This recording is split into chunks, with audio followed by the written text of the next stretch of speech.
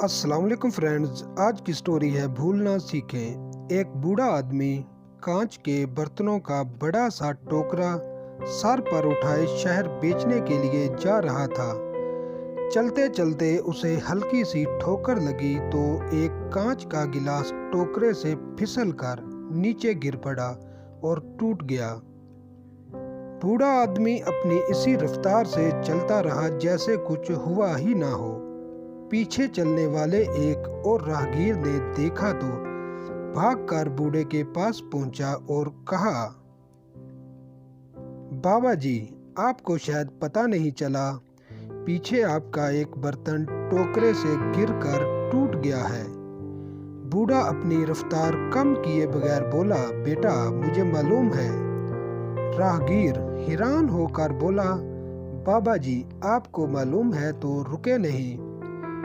बूढ़ा, बेटा जो चीज गिर कर टूट गई उसके लिए अब रुकना बेकार है। बिल फर्ज में अगर रुक जाता, टोकरा जमीन पर रखता, इस टूटी चीज को जो अब जुड़ नहीं सकती को उठा कर देखता, अफसोस करता, फिर टोकरा उठा कर सर पर रखता तो मैं अपना टाइम भी खराब करता, टोकरा रखने और उठाने में कोई और नुकसान भी कर लेता और शहर में जो कारोबार करना था अफसोस और तासुफ के बाद वो भी खराब करता।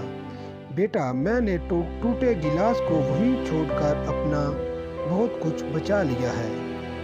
हमारी ज़िंदगी में कुछ परेशानियां, गलतफहमियां, नुकसान और मुसीबतें बिल्कुल इसी टूटे गिलास की तरह होती हैं जिनको हमें भूल जाना चाहिए, छोड़कर आगे बढ़ जाना चाहिए।